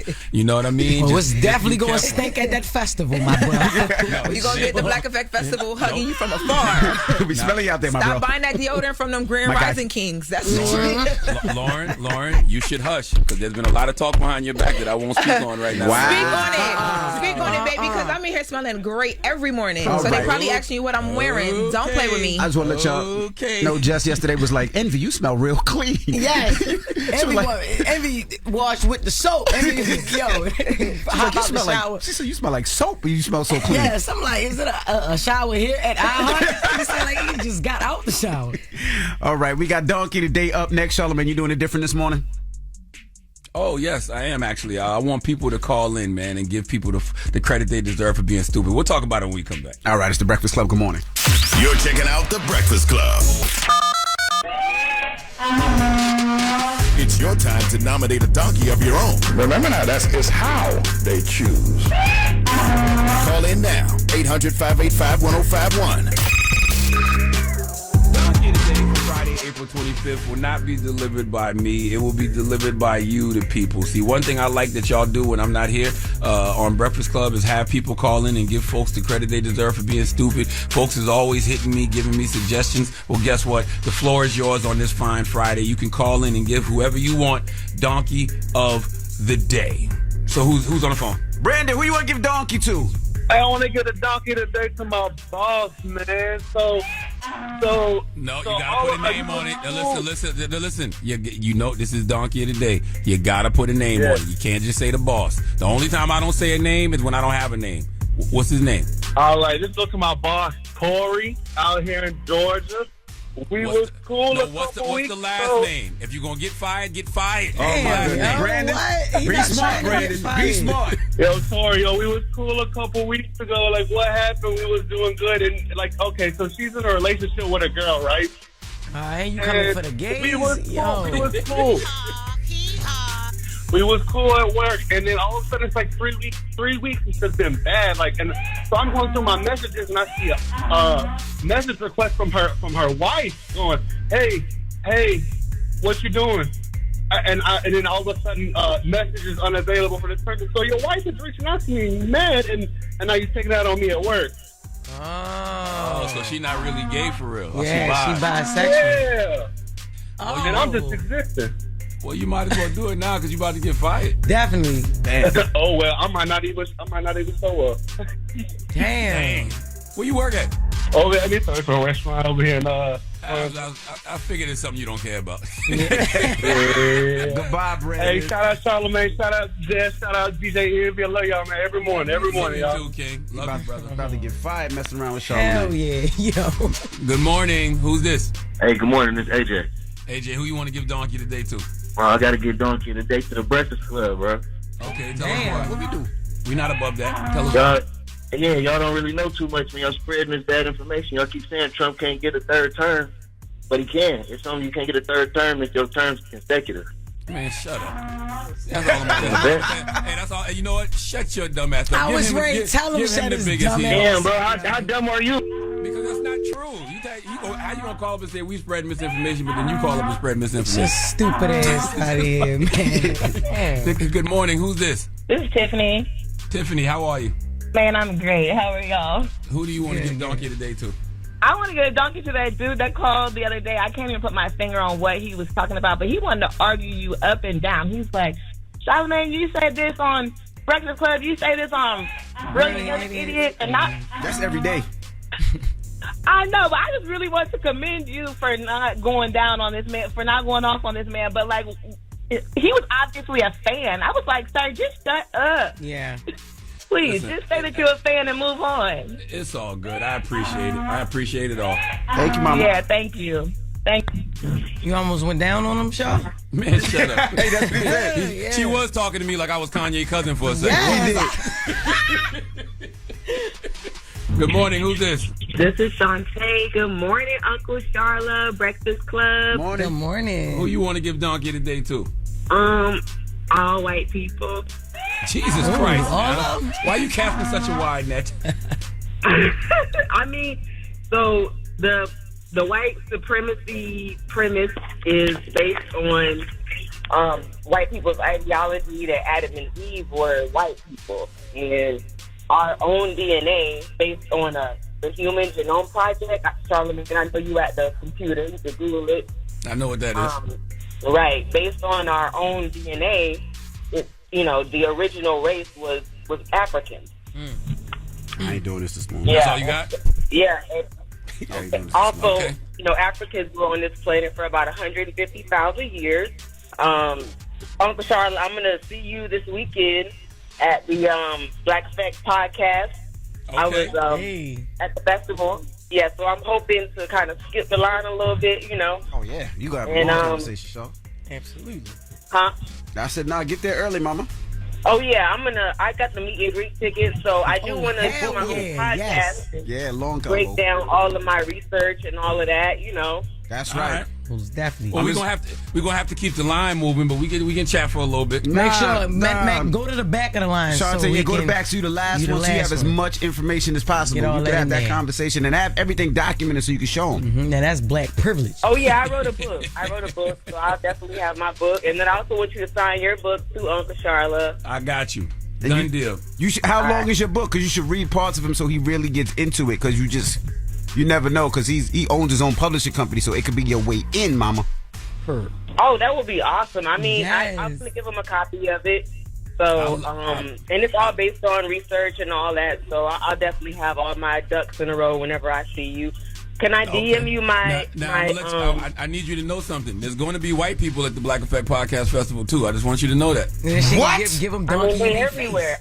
Just to be so for real, both my parents is mixed with white, so I'm completely unbiased. You know, yeah. So how you unbiased? But you call up and you say, "I want to give donkey today to all white people." Even my baby fathers. Like, damn. Including my people. I know that's right. All right, Shantae. You have a good one. Have a good day. All right. All right, that I think that's enough, Charla. Listen, they gave everybody the credit they wanted to deserve. They gave everybody the credit they deserve for being stupid. And I do want to say to the person who we called a dumbass, he was a dumbass. Okay, right? Yes. But I just want him to know what the 22nd Amendment says. The 22nd Amendment limits a president to 2 elected terms, a total of 8 years. And you know what it says? No person shall be elected to the office of the president more than twice. Simple and plain. So I don't know what the hell he was talking about. Goofy, yo. just goofy. That's it. Have a great day. All right.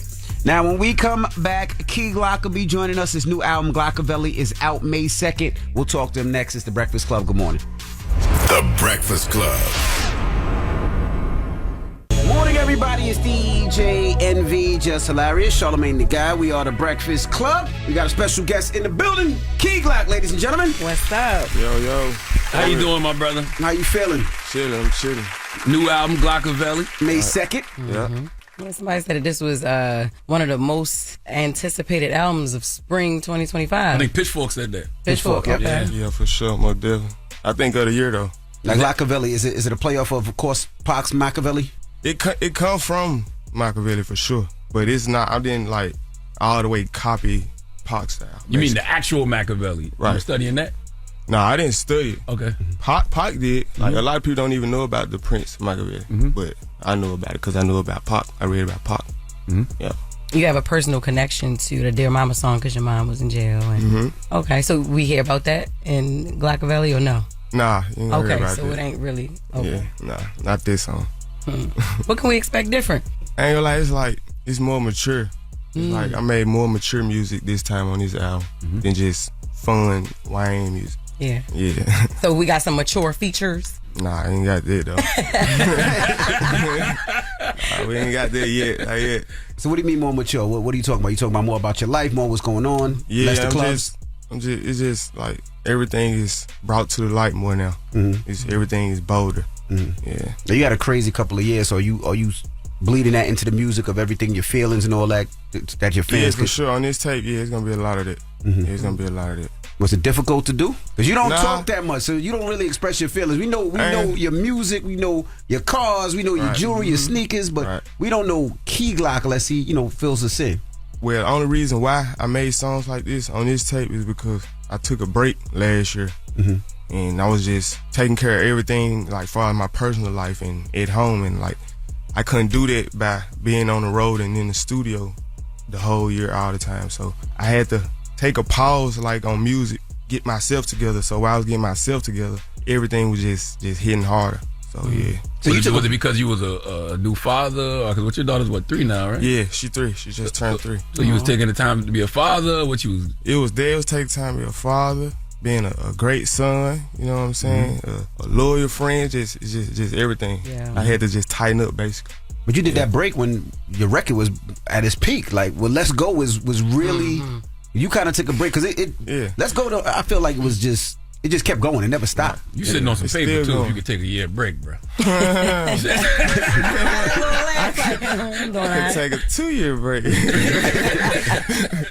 Sure. That's what's up. So you said this is more mature. So obviously you did a little bit of deep diving because on the song Grinch you say I've been running wild since the Jit 14 turned into the Grinch. What happened in your life around 14 that influenced that? I just thought I was grown.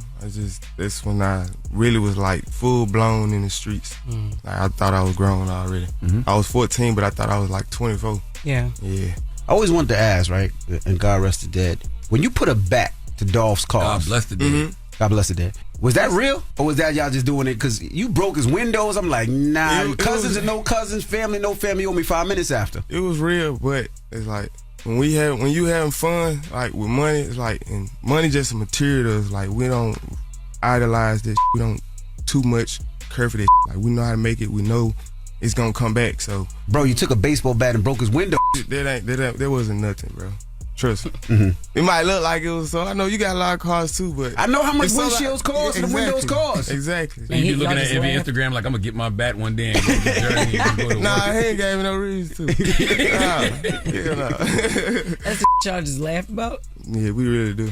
It's a lot of stuff that just go on that don't even be on camera. Like it's just tough love. Mm-hmm. Me and all my homeboys. Yeah. We had Ryan Coogler up here last week. You know, he's the guy that just wrote and produced Sinners movie. Creed, Black Panther. And both of us out for the last at least month. I've been on Dolph so heavy. I've just been listening to mad Dolph music, and he was on the same wave. And I was just like, "What is going on energetically that just people on Dolph now?" Bro just had a good spirit, bro. And it's like, when you got a good spirit like that, no matter where you at, no matter if you here or not here, it's like your spirit is gonna live on through people. You feel like people credit Dolph and PRE for what they've done for artists and definitely for the sound of Memphis.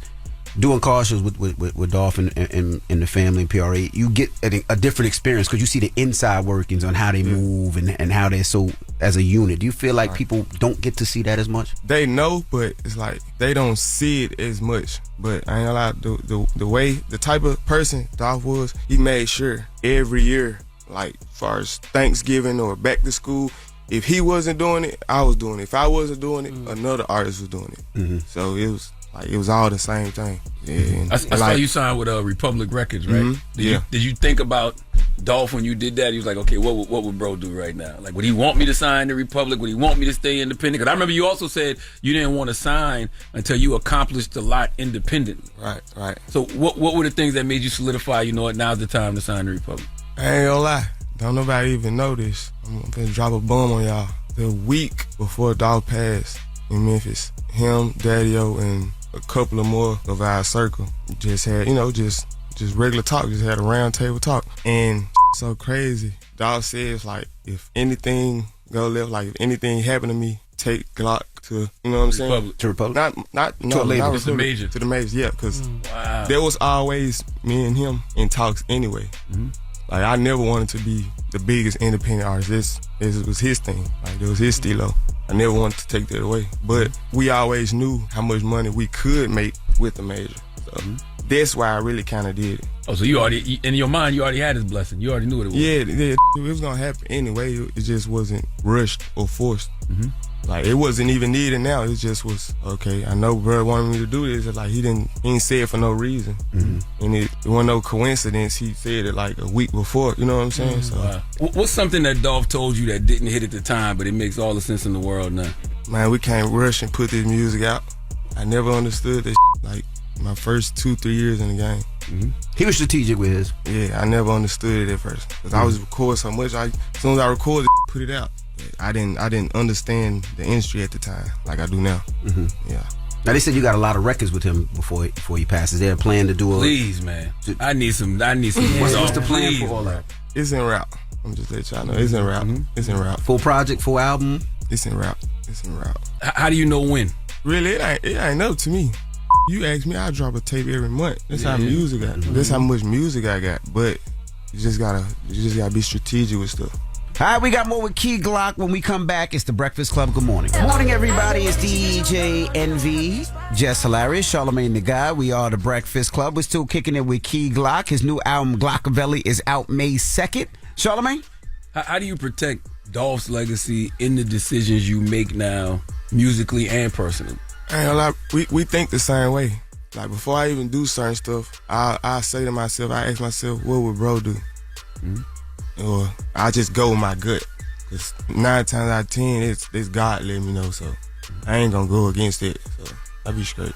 The fact that you have a 3-year-old daughter, how does that impact the music for you? Of course, you talking now and, you breaking things down, so I know she daddy's girl. How does that impact your music? It don't affect my music too much because, like, my lifestyle is gonna always be my lifestyle, and I don't want her to just know her daddy is all the way is like Glock, basically. Yeah. She know I'm an artist or whatever, but she don't know what I'm rapping about right now. You get what I'm saying? So it's just all fun to her. She don't even know I'm a celebrity. I'm dead. So yeah. When you're moving around, do you feel, you see everything that's going on, especially in Memphis and anywhere really, LA and Atlanta? Do you feel safe being an artist? I ain't gonna lie, bro. Ain't nowhere safe. Like you gotta be on point wherever you go. Even if you in Denver, Colorado, like you can't let your guard down nowhere. You feel like Memphis is a place where they don't like to see their own? Yeah, we crabs in the bucket for sure until you get to a certain extent. That's interesting you said that, because I always see people give you props for having a great ear for beats that fit into like that Memphis trap sound. Yeah. So how do you maintain that, being that you're not there no more? It's really in me, bro. I ain't gonna lie. I got years of music in me, like from my grandma, uncles. It's just like all type of music, all type of sounds just stuck with me. That's why I got like a good ear for this. Yeah. I like the single The Grinch, right? Was there a period where you were feeling like that? Like you was feeling like, I guess, just bitter and disgruntled and angry? I was an angry kid, bro. I was an angry kid. Only because like my pops wasn't in my life. Like I knew him, but he wasn't being the father. And my mom, she was already incarcerated away from me. So I was raised by my grandma and my great grandmama. So it's like only so much they can teach me. You know what I'm saying? So did you ever resent your mom for that? Like get mad at her? Yeah, of course. Cause I was young. I was like, I don't even know what she did at the time. I think I was like 9. I was like, it's your fault that you not with me. Like I was just basically just growing up and maturing, but I was still like pissed off, a kid. You know what I'm saying? So I'm like, I'm having football games. I got at school. I'm seeing mamas and daddies pulling up. You know what I'm saying? And supporting them. Like I'm one of the star players, but like it's cool how my grandma pulling up. But it's like I wanted that feeling of my mother to see this. Like you know what I'm saying? So, where are y'all relationship today? Best friends, backbone. I see, y'all good now. Yep. Yeah, for sure. So you forgave her, you understood. Yeah, of course. I was just young, bro. I didn't understand. How long did that take to forgive her, to understand? When you had your first kid? So or? I was like 13 or 14. Like I didn't know about no state and feds and stuff at that young of an age, bro. Like I just knew I had to go visit her every week or every other week at this building with barbed wire everywhere. My grandma taking me, and we gotta go through metal detectors and like I remember like yesterday. Yeah. Did they tell you that you was actually visiting her in jail? Did they say something like, "Oh, she's just"? No, I was like, "We're going to see your mama." Yeah. I didn't say nothing about no barbed jail. wires. And I really didn't. Really didn't know. I wasn't studying that. So in your mind, you're like, why you rather be here than with me at home? Yeah, it's like once I got older, it started registering. It's like something ain't right. You know what I'm saying? Did she ever have a conversation with you like, this is what I did to be taken away from you? Yeah. How old were you? 13, 14. Okay, and if you don't basically mind, when I could start understanding more. Yeah. If you don't mind me asking, what did she get locked up for? You saying set it off? Yes. It was some like that. Okay. Her, 2 of her friends and our cousin. So it was y'all all been getting women. to the money. They robbed the bank? they did some robbing. That's hard. Yeah. You ever thought about that? You should make a movie about it. They already did. Not from the Memphis perspective, though. Yeah. Nah, for real though. She writing a book though. She writing a book right now. Did you ever feel that same type of anger when Dolph was tragically taken from us? Man, I'm still mad, but I'm good though. I ain't gonna lie. I never get over it.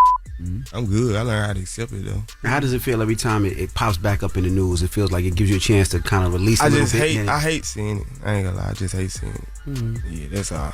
I try my best to just stay off of it. Y'all was actually family though. Y'all was cousins, right? Yeah, match. Yeah, for sure.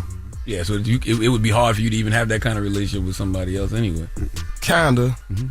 Yeah, kinda. Did it bring you any sort of relief to see that, when his killers were sentenced? I don't even want to speak on it. Okay. Yeah. I don't want to speak on it. I totally get it. Do you put a lot of that in the music? What? Just the frustration, the anger, like. I probably did on 1 or 2 songs, but it was probably like one line. I ain't just go all the way in on it. Yeah, cause y'all just don't know that drive me somewhere else, bro. Yeah. Have you tried to grieve properly though? Have you given yourself a chance to? Is that part of the year taking off the year too? I ain't gonna lie. I'm a grieve for life. Like I done accepted that. I already know that, but it's not finna like deteriorate me or make me, you know what I'm saying, do something that I'm gonna regret. Basically, yeah. Should we be expecting any visuals? You know, your visuals go crazy. Like on a movie tip, cinematically, we going to expect any? I'm actually just waiting on this final to come through. But yeah, I'm planning on dropping one of The Grinch. Yeah. Oh, okay. Did you ever think about doing short films? Just like movies, anything like that? Yeah, I think I'm gonna like have to write my own, do my own, because I ain't finna wait on nobody to come reach out. Mm-hmm. Yeah. Dolph he was about to do a movie, and yo, this is the craziest thing. Going back to what you said about him creating opportunities for people, he had literally hit me up and asked me to be in a movie that he was about to make. Bro, yeah, man, sure. and I really would have loved to do that. That's something that you really been thinking about doing. Nah, for real. Getting into that, yeah. So she wants you to continue on that relationship. That's She not just what let she you know, like, yo, the role for me. I get what she said. Just make sure Hey, I'm Super P. I know how to talk. No, you good. Right, like, I got you. But let's get into a record. What you want to hear on the Want to album? play the man? Grinch? Hell yeah. Key Glock, ladies and gentlemen, let's get to the Grinch.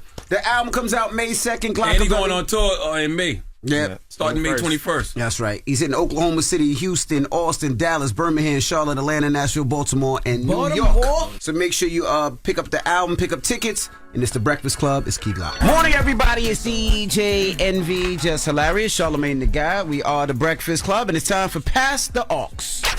Go, go, go. Cause that's my DJ. Say go DJ. Cause that's my DJ. Yeah, DJ, come spin, now come spin. What's up, Nyla? What's up, guys? Nyla Symone, big Nyla. Yes, what's poppin'? Certified Viber. Certified Viber. I like that. What's happening? I think I gotta use that as like a tribal name for the crew. Come on with this hair. I like the I was her. ready to say the hair is. Thank I like the you. her. Given. It's giving fly stud. I love it. No, it's not. Why? See? Why you laugh? You don't know what study is.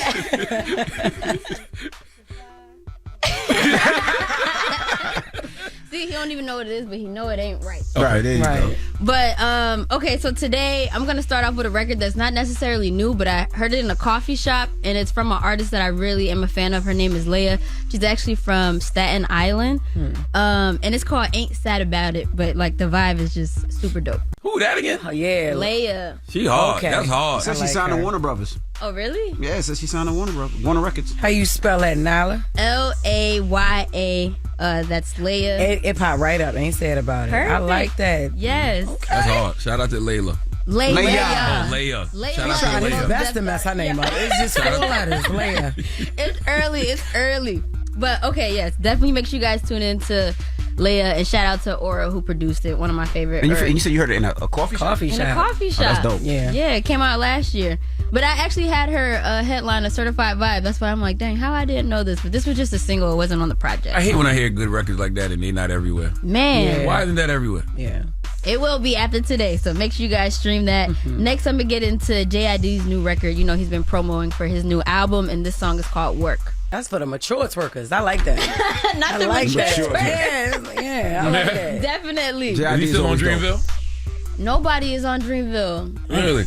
Well, when Earth Gang came in here, they told y'all that they're both managed by Barry. Okay. Neither one of them are on Dream. So JID, Earth King, damn, so there's no Dreamville no more? It's just a dream now. No bill. I don't know the details, but I know for sure they are not on Dreamville. Wow. Yes. It's dope, though. Yes. But I like okay. that. Yeah, I'm excited for the album. Yes. Jid always delivers. And then, okay, the last one is going to be from Kai Cash. He's dropping his debut album. He just signed with Generation Now, and this project is produced by Don Cannon. So you already know it's going to be phenomenal. But the record I'm going to shout out is called Handsome Hustler. 3 for 3. Ooh. Yes. What's his name that again? as a drop. 3 for 3. Kai Cash. Kai Cash. I love the fact that they picked him up he from Brooklyn too. So Yes, I love the fact that New they York picked up dude. somebody at Brooklynite. So salute to Don Cannon and them. Yes. Drama in them. Yes. Okay, you now think? I'm feeling this. I gotta hear more. Amazing. What do you mean you gotta hear more? I gotta hear more. I didn't. It's not whack. I gotta hear more. Ripping on any beat. Yeah. That's an sorry. It didn't grab me when I first. It's not whack though. It's just Okay, I just need to hear more. I like the beat. I like the music. Like the instrumental was dope too. Lovely. Okay, good. Jess said I'm 3 for 3, so I'm not even gonna pay you For no me, mind. Yeah, music is subjective. That's Okay. Well, if you guys like what y'all heard, make sure you guys tune into the Certified playlist. All you gotta do is click the link in bio or go to certifiedvibe.com. It's available. Make sure you guys follow me on Instagram at Nyla Symone. That's NYLA SYMONEEE. And make sure you guys subscribe to my podcast, We Need to Talk. I just dropped the interview with Wiz Khalifa, which was super dope. Since I'm a huge blog era fan, I got to ask like fan questions from like my childhood into getting into today's project. But his new project is dope. It is. It's so different. good. Yeah, I like it. I think he did a good job recreating that feeling. But this weekend I'll be at the Black Effect Podcast Festival, so make sure you guys pull up on me there too. That's what's up. Yeah, I'll be in Atlanta. What you doing at the festival? I'll be a part of Jay Valentine and Tank's podcast, R&B Money. Hey. Yeah, so be prepared to sing, okay? Go get your tickets, blackeffect.com/podcast festival. All right. When we come back, we got the Mixie Throwback on a Friday. It's the Breakfast Club. Good morning. You're checking out the Breakfast Club. Morning, everybody. It's DJ NV, Jess Hilarious, Charlamagne the Guy. We are the Breakfast Club. Now, salute to Coco Jones for joining us this morning. Big Coco. What's the name of our album? Why Not More? Why Not More? Why Not More? And salute to Key Glock. Glockavelli 2 will be out next Friday, right? Glockavelli, not Glockavelli 2, just Glockavelli. Comes out May 2nd. Oh, May 2nd. Okay, I thought that was Glockavelli 2. I thought that was Glockavelli 2. No, because the first one was glaucoma. Glaucoma. Yeah, so salute to Key Glock and Coco Jones for joining us, all right? Yes. I just want to salute Louis V. Salute to Louis V. I'm going to be in Atlanta. Me and the wife will be promoting our book, Real Life, Real Family. So we're hitting up the Atlanta market. Then I know we're going to Chi-Town, going to L.A. So we still touching those markets. So I can't wait to see you guys out there. So salute to Louis V. And I know Charlamagne going to be out in Atlanta tomorrow. Man, salute to my guy Louis V. Louis V is providing the soundtrack at the 3rd annual Black Effect Podcast Festival. Salute to our 96.1 family in Atlanta. And we'll see you tomorrow in Atlanta, man. If you didn't get your tickets, that's not my fault. You've had several weeks to go out there and get your tickets. But Sarah Jakes Roberts is going to be on that podcast stage tomorrow doing her Woman Evolved podcast live. Cam Newton will be doing his Funky Friday podcast live. The Good Moms, Bad Choices podcast. The Trap Nerds podcast. Carrie Champion with Naked. Tank and Jay Valentine with the R&B Money podcast, and it's hosted by Decisions, Mandy and Weezy. So we'll see you tomorrow in Atlanta at the 3rd annual Black Effect Podcast Festival, man. Hey, and not only will your girl Jess Hilarious be in Detroit for the pre-Mother's Day comedy show, but I will be in Atlantic City, New Jersey, May 17th. That's on a Saturday at Arce Resort, Atlantic City. Make sure you get your tickets at JessHilariousOfficial.com. The show starts at 8, doors open at 7, May 17th. Again, I will be in Atlantic City, New Jersey, right down the street. So get y'all tickets. All right. Well, you got a positive note, Charlamagne? I do, man. The positive note is simple. It's okay to grow so much that nobody knows who you are anymore. Okay? Don't look to the approval of others for your mental stability. If you're rejected, move on. Don't shrink yourself to fit the person you've outgrown. Live in your purpose. Be your higher self. Have a blessed weekend. We'll see you tomorrow in Atlanta at the 3rd annual Black Effect Podcast Festival. Okay? I like that. Yeah. Breakfast Club, bitches! Y'all finished or y'all done?